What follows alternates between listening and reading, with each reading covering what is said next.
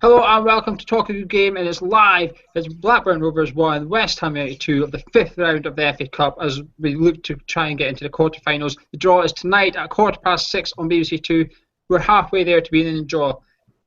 I'm Gio from Hammerstead. I've got Charlie and Gonzo with me as well. Charlie, what do you make of the fans first of all? Is this like a home tie for West Ham? The ratio of Blackburn fans to West Ham fans is rather positive. Blackburn have been struggling to sell out their stadium for quite a while now, and it's clearly showing today. This is an FA Cup tie. They could be on their way to Wembley, and they've not even managed to fill a stadium, which is super depressing to look at. But the fans have been brilliant, super loud the entire game. Like when Dimitri Payet stepped up to take that free kick, all you could hear was them chanting, and it's been fantastic. Yeah. Gonzo, after another slow start, is that 7,500 fans exactly what West Ham needed just to keep them picked up? We went a goal down, but the fans responded with their come on, yo chance to get them up off the ground.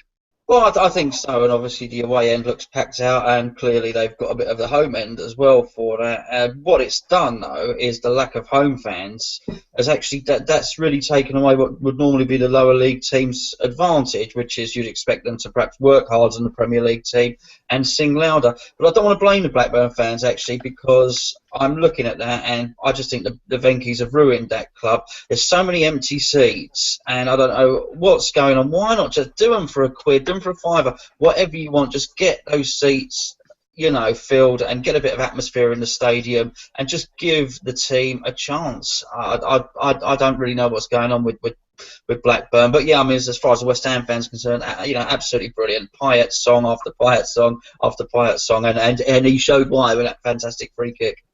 Yeah, well, it's a real shame because the first FA Cup game at Ewood Park this season, they've been away in the previous round, so it's a bit strange to see them not turn up for the game. Charlie, did the first team Bilic put out, did it really pick itself in all reality, including Sky Sports' favourite centre-back, O'Banana?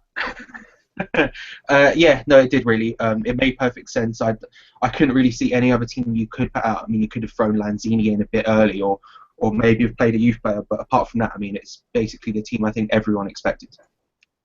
Gonzo, if you're a Barcelona player on loan at West Ham United and you can't get in the team to play at Ewood Park, is that a sign for what this is going to happen in the summer for Alex Song?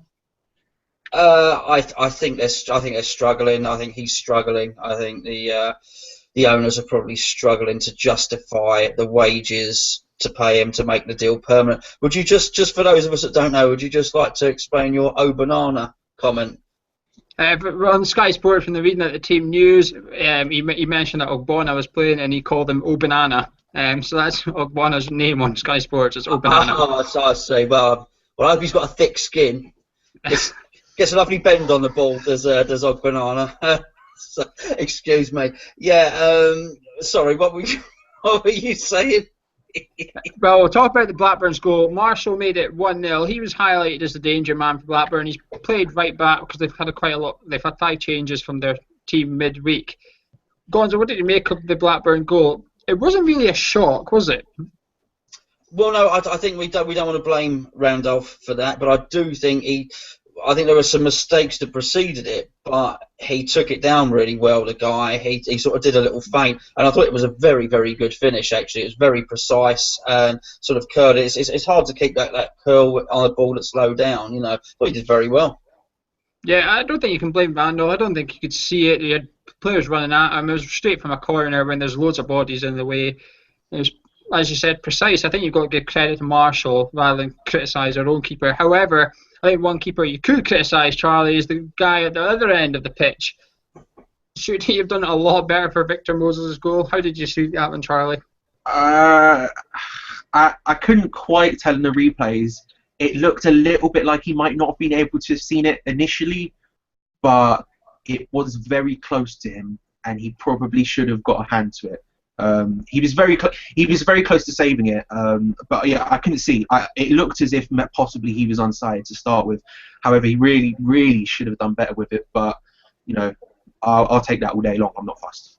Gonzo, do you agree with that, or do you think from when Victor Moses is running at the Blackburn defence and they are parting for Moses, do you think the keeper should really be able to see that the whole way? Because he travelled about 10 yards, he shot from about 20, 25 yards out. Should the keeper not have full sight of that?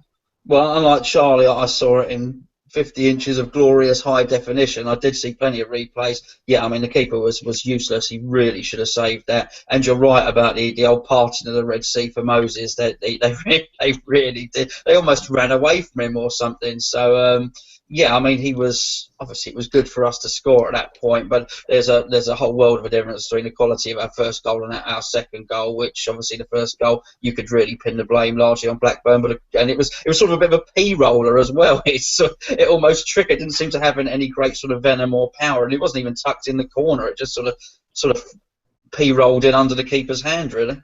Yeah, I think the fact that no West Ham player overly celebrated showed the quality of the goal. Everybody kind of shrugged them out. Hey, okay, they're handing it to us like that. I don't think Paul Lambert wants a replay, but I don't think he's that desperate to throw it away. The keeper seemed to be there. However, 2-1 not long after, the man, Dimitri Payet, what a free kick. But, Charlie, should the keepers know what Payet's going to do? Yeah, I mean, in that position, we all know what he's going to do. He's going to put it in that space, and every free kick taker would put it in that space. But as a goal, you do have to be aware, because you have seen it a couple of times where the person who hits the ball completely catches them off guard and puts it in the other direction. They take one step to the side and it's in. But I mean, you can't. When you have the reason free kick takers are so useful is in those positions. If they can get it on target consistently and over the wall, then a lot of the time it's going to go in unless it's an incredible save. And Dimitri Payet is a step above any free kick taker we've had at the club for quite a while. He's just, I mean, Stuart Downing was good, but Payet is just on another level. He's so just brilliant at it. Absolutely perfect free kick. Yeah, I don't want to take anything away from Payet. Don't get me wrong. I think he's one of the best I think he's probably the best free kick taker in the league. I thought Christian Eriksen was until this season. Sorry, mate, you're now second. Gonzo, do you agree with me or Charlie there? Because I think the keeper should know that Payet's 80% chance the ball's going to be going to his right at that height, and for some reason the keeper just can't get there. When you watch the replay, it's a good free kick. It's not pinpointing the top corner like it was against Bournemouth. It's at the right height for the keeper, I think. And I think he's got to gamble and go for it early. Well, I'm just watching another replay on it now. I think what you've got to bear in mind is, I mean, watching him curling it into the corner. I mean, the keeper knows where it's going. The keeper's stretching out his arm, giving a live commentary as we speak. He's bending it over the ball. Actually, that where he kicks it, that starts 3 meters inside the goal, it seems, and then it sort of tucks and almost hits the side netting as it goes in. I think it's all very well saying perhaps the keeper knows where it goes, but you've got to remember that after the first replay, all the subsequent replays are shown at basically 3/4 speed. So when he's hit it, that's a ball travelling at 50 mile an hour. Okay, and if the keeper does just stand there and cover that post, as you said, Payet's probably the best free kick taker in the league. Payet's just going to stick it in the other corner anyway. So I think the keeper was at fault for the first goal. I don't think that second goal. What I'd also like to say is on Charlie's point about us not having a free kick taker that good for a long time. Mark Noble's really been our main free kick taker for the past few seasons and corner taker, it seems. I've seen him so many times him hit the wall, and the biggest compliment I can give to Payet is when he lined up for that, I actually expected him to score, and that's a real big compliment to him and shows how far that we've come in that respect. Right, Charlie, quick answers. Do West Ham now just be professional and see this out? Just keep it simple, play the simple game, keep possession. Let's take it back. Let's get into the quarterfinals. No frills. To an extent, yeah, but I really think we have to go for a third. I think if we get a third, then we do that for sure. But I think it's difficult whether you decide to go for that or not straight now. But I would prefer us to go for a third now, push hard for it, and then bring in that sort of professional aspect.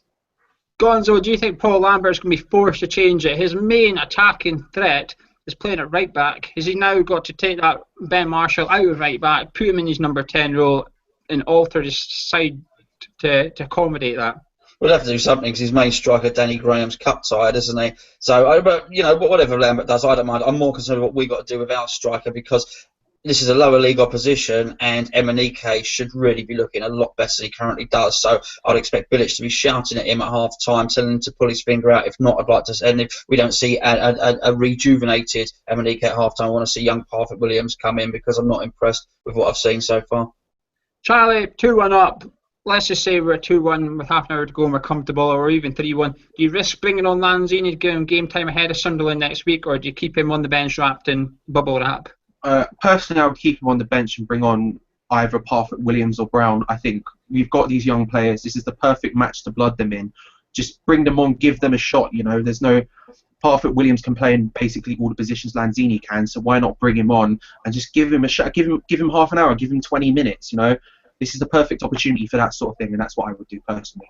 I agree with that. And this Blackburn Rovers side don't look soft. They do look quite rough and ready to have a pop at you. So if you bring on Lanzini, they might fancy their chances of leaving a foot in on them.